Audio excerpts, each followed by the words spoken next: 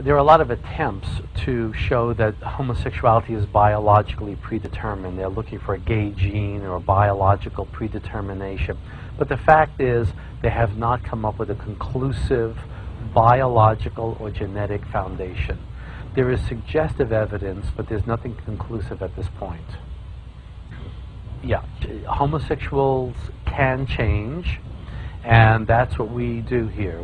This is a clinic of 8 therapists, myself and 7 other therapists, and we work toward changing men and women who want to come out of homosexuality. My staff is 7 therapists, and we have 1 woman on staff. She deals with the lesbians, and the others are men who work with the men. You see, one of the reasons why a lot of people don't believe or cannot believe that homosexuals can change is because we're not seeing these individuals coming forth and telling their story. The only story we're hearing is, I am gay, I didn't want to be gay, but I realized I was, and now I accept myself, and this is what they call the coming out story. Okay? But we need to hear about another kind of coming out story. And this other kind of coming out story is a person who says, I had these feelings, I had these attractions, I was told I was born gay, I was told that I didn't have a choice, but then I discovered that there were things that I could do. By understanding myself, by understanding my childhood, by looking at particular things that happened to me, I began to understand what my sexual attraction was about. And now I am no longer gay, I am no longer living in a gay lifestyle. Here is my wife, here is my family. Now we need to see more of those stories. One of the arguments against the ex-gay is, well, he never really changed, he's just suppressing, he's denying his true feelings, he's pretending to be heterosexual. But in fact, when you listen closely to these people and listen to their testimony, listen to their story, they experience a reduction in their same-sex attraction. I'm not saying that there is no more zero homosexual attraction. There may be a little bit left. But these individuals do not need to live their life around their homosexuality. These are people who are choosing to get married and have families, and they experience an authentic sexual attraction for their wife. They experience a significant reduction in their homosexual attraction. We do this work all day long.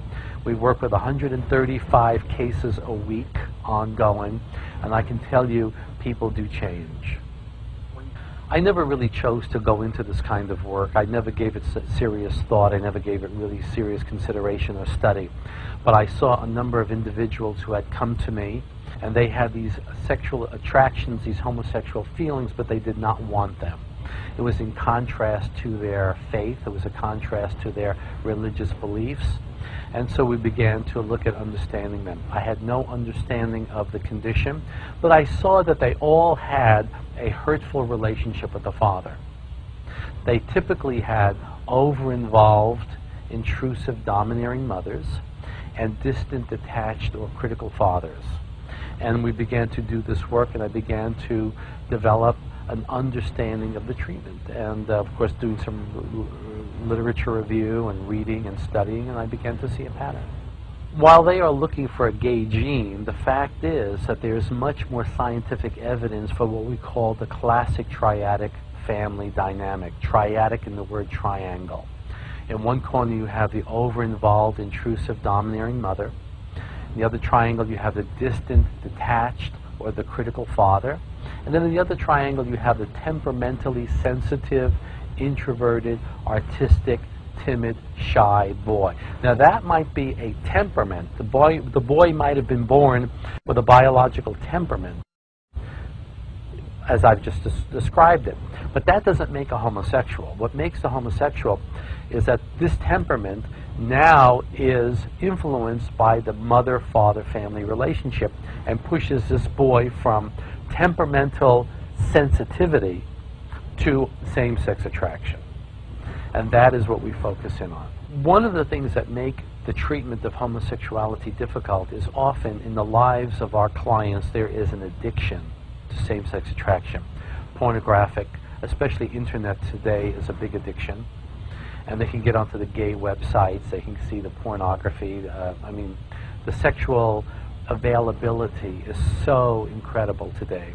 So one of the problems that we have to address in the course of treatment is the addiction to sexual activity, what we call the impulse. And that is part of the problem. There are other factors that could contribute to the cause of homosexuality. Usually an older brother, if the older brother is very strong and dominant and he's the star in sports, and this particular client is timid and shy and artistic, that could be a factor. You want to get the older brother to work with the younger brother. You want to get the older brother to really align himself and build the little brother up and make him feel good about himself. Also, peers are very important. Other boys that he is in relationship with, you want to make sure that he has a good relationship with them. Also, sexual abuse is another factor. Sexual abuse by an older man can also be a factor. But none of these are as important as the early relationship with the father. Because if he has a solid relationship with the father, then he's not going to be too damaged by his older brother. He's not going to be too damaged by his peers. He's not even going to be damaged by same-sex abuse from an older man if he has a solid relationship with his father. I can tell you that at our clinic alone, about 1/3 of our clients report being sexually molested by an older male or a teenager when they were very young. So there is a connection. However, that in and of itself does not make a homosexual, because there are many heterosexuals who engage in sexual activity when they were very young with an older man and they become heterosexual. How come? The answer seems to be that if there is a need for father's love and there is an emotional emptiness, then these men come along and offer love but really give sex. So sex gets connected with love. And so that emotional need gets filled with sexual addiction. And that seems to be the patterns that we have seen over and over again. The fact is this. It's been over 30 years that the American Psychiatric Association and the American Psychological Association normalized homosexuality. Okay. During these 30 years, there has not been one psychological model of development of the child that leads to homosexuality unless you traumatize the child. If the boy experiences, and the girl too, if the child experiences a particular kind of trauma, a traumatic rejection, that boy is likely to become homosexual. If you do not traumatize a child, he will be heterosexual. That's the reality of it. The child is capable of becoming a homosexual or a heterosexual, but it's our responsibility as parents and as educators to take these children and direct them toward their natural, biologically determined gender, which is heterosexuality. The therapeutic approach is always positive. Okay. In fact, to be honest with you, we never tell our clients not to have homosexual activity. If they want to do it, let them do it. It's up to them. Our job is to help them understand what they learned from it. When a client comes in and says to me, I had gay sex last night, my only question to him is, what was going on with you just before you decided to act out?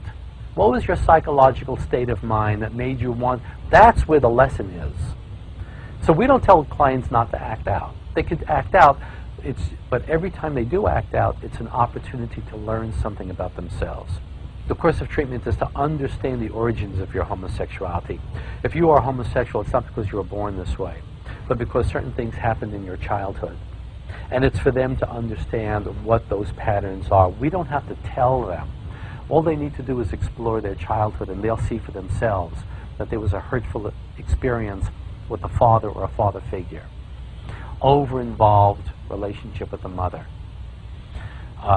They begin to understand that their homosexual impulse, their desire to have homosexual sex, is preceded by what we call the gray zone. The gray zone is feeling empty, feeling lonely, feeling apathetic, that's why we say gray zone. You know, it's like a dead zone. And that is preceded by somebody did something to make you feel bad about yourself. Someone shamed you, someone humiliated you, someone said something to make you feel lesser than who you are. And that sets you up for homosexual enactment. And we're teaching people that homosexuality is not about sex. It's about how you feel about yourself as a person. It's about your self-esteem. It's about your self-identity. It's about the way you relate to other people. Whenever I present this model of the cause of homosexuality, many people will say to me, you know, that perfectly fits alcohol, drug, any other kind of addictive behavior is always preceded by feeling bad about yourself. And it does fit into the literature of addictions, of many different kinds of addictions.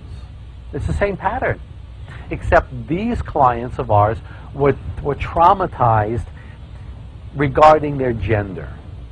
And that's what makes the homosexual different from all other addictions. That their trauma, their childhood trauma, had to do with their being boys, being masculine. Well, there were earlier claims that we have no scientific evidence for our therapy. But that was years ago. But since then, we've done some of our own publishing, which is, I'm not going to go through the details with you, but I can tell you that today there is much more published scientific evidence for the treatment, the successful treatment of homosexuality. And certainly the Spitzer study, which is a very important study, because Spitzer is not coming from a religious perspective. Spitzer himself was the hero of the gay community because he was the one that helped to change the 1973 decision to normalize homosexuality. And he was the man who afterwards found 200 people who overcame their homosexuality, 150 men and 50 women. And not only did they leave their homosexuality, but they made a positive transition to heterosexuality. And other studies are coming out too. The greatest threat to the gay movement is the testimony of an ex-gay person. When an ex-gay stands up and says, I was once homosexual, but now I am happily married, that is the greatest threat to the gay agenda, because fundamental to the promotion of gay is the idea that you're simply born this way, you have no choice. But when you can show that choice is possible, it totally upsets the foundation of what we understand to be gay. Well, I think that right now in the school system, when a young student goes to the counselor and says, you know, I have these feelings and these attractions, what shall I do? The counselor says, oh, you were born gay. You have a gay gene. That's all there is to it. There's no scientific support for this, but this is the popular misinformation we're giving young people. So these kids have no hope for change. What we are hoping can happen is that the counselor can say, look, you can either accept your homosexuality or you can try to change. Change is possible. People have overcome their homosexuality, and you might want to consider the possibility of overcoming your homosexuality. That is a fair way of treating these young people who are looking for information. They're not being told that they have a choice. Well, one of the pieces of advice is go out and experiment and find out what you like. Well, this is ridiculous. I mean, what kind of a choice is this? First of all, if the young person has these feelings, he's going to engage in homosexual activity. He's going to like it because sex feels good. And that's going to only deepen his identity as gay. It's going to deepen his conviction that this must be who I really am, because sex always feels good. And that's going to limit his possibility of considering change in the future. I can tell you that one of the factors in predicting treatment success is the amount of sexual activity, the amount of sexual experiences. The client who has had less homosexual experiences does better in therapy, because you don't have to worry about that addictive dimension that we talked about. And the one who has had a lot of sexual experiences, it's going to be more difficult for him because his body is ready to kick into that. I do not mean that this person will never have a homosexual thought or feeling again. If it does come up, he will understand what it's about. He will go to himself and say, okay, what's going on with me right now that I should be feeling these attractions? How am I doing with my friendships? How am I doing with my wife? How am I doing with myself? So his mind goes there. See, homosexual temptation is a signal to go back to yourself and check in with yourself. When we say no change, we're talking about that 1/3 of people who were forced to come to us. They did not want to be in therapy. Their parents dragged them into therapy, or their wives dragged them. They were not motivated. But usually when people are motivated, they will experience significant change in understanding and diminishing their homosexuality. My oldest client is 64, and my youngest is 7 years old. So I'm going from 7 years old because he is showing what we call GID, gender identity disorder. He wants to be a girl, so we're working with the family. And the oldest is a 64-year-old man who had no idea that he had a choice. He had no idea that change was possible. And he is doing really very well, actually, because luckily he did not have that many experiences. He did have some, but he didn't have too many homosexual experiences. And he's also very motivated. For some people, homosexuality is an adaptation. That works for them. They want to pursue a gay lifestyle. They certainly have the right to pursue a gay lifestyle. We are available for those who want to change. We are available to those who say, homosexuality for me is a maladaptation. And that's the population we want to work with. Not only is the APA changing now, but APA changed before 1973. We have to understand, if we're going to follow the words of the APA, then we have to consider that before 1973, homosexuality was always a disorder. Always a disorder. The three greats in psychology, Jung, Freud, and Adler, the three greats, all saw homosexuality as a disorder. And it has been consistently seen as a disorder until one day in 1973. What happened on that day? Was there a big scientific meeting? Was there an understanding of new evidence? No, there was no new evidence presented. Suddenly it was a political decision. And so in one day, 150 years of literature was wiped away. Young people are not being told they have a choice. They're being told they have a gay gene, that they have gay DNA. This is certainly not true. This is certainly misinformation, and we're doing a great injustice to young people when we encourage them to go into a gay lifestyle, when we encourage them to go engage in gay sex. Try it, see if you like it. What kind of advice is that? The most ridiculous advice you can give anybody. And yet we're being told this. And these counselors are doing it with good intentions. They really believe that there is a gay gene. They are being told this at the educational level, and they repeat it. In 1972, we heard that the gays were going to use the 20th anniversary of the 1973 decision. They were going to use 1993, the 20th anniversary of the 73 decision, to completely outlaw the treatment of homosexuality. We heard about this, and so a number of psychologists and psychiatrists around the country who do this kind of work decided to come together and to support ourselves and to support clients to preserve their right to receive treatment. And that's how NARTH was born in 1992, the year before the 1993. And in the beginning, they dismissed us, they ignored us. The strategy of the gay activists, the strategy of gay psychiatrists within the American Psychiatric Association was to ignore us. Well, they couldn't ignore us. We kept growing and growing, and we continue to have an influence. We have a very strong and well-written website with excellent scientific information.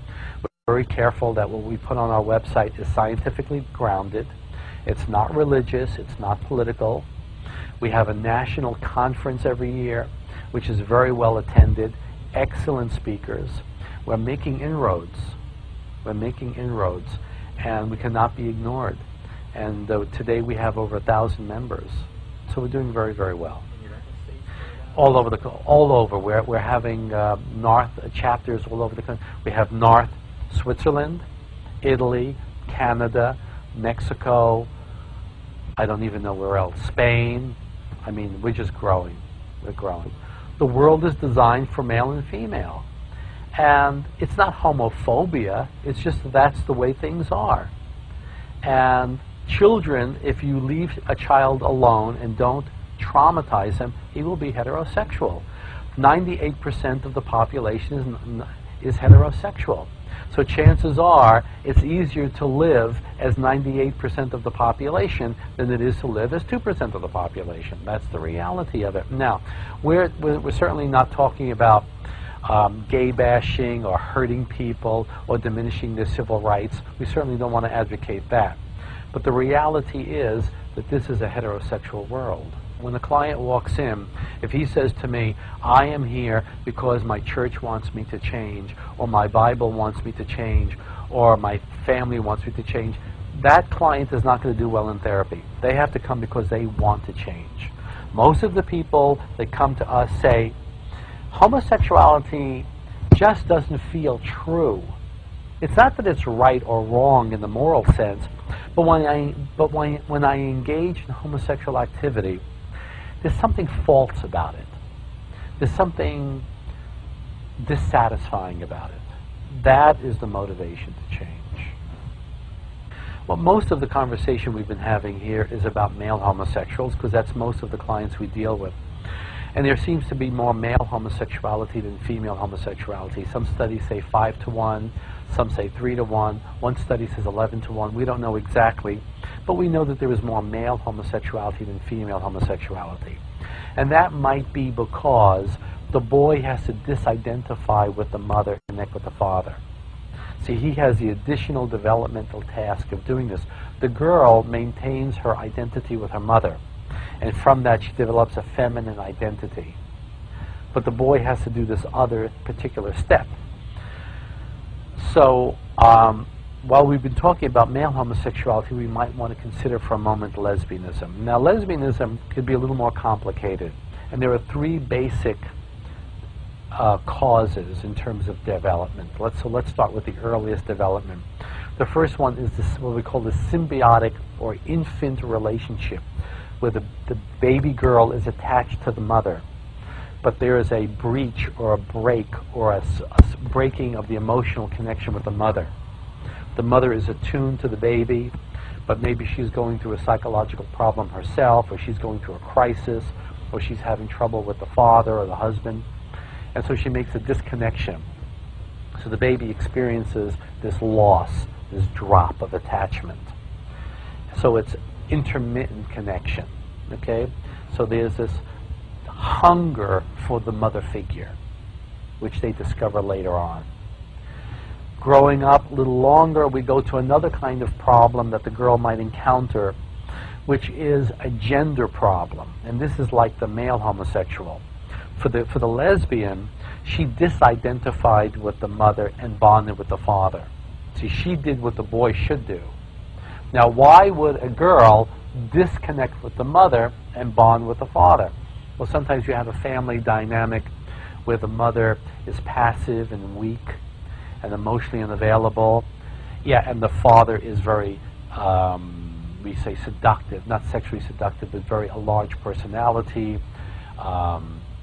He's charismatic, he's salient.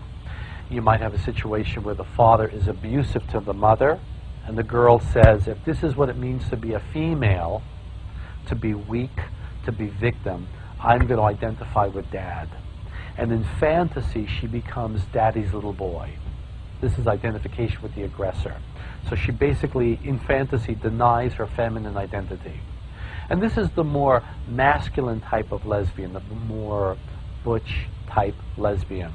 And very often this lesbian type will connect with the first type that's looking for a mother figure.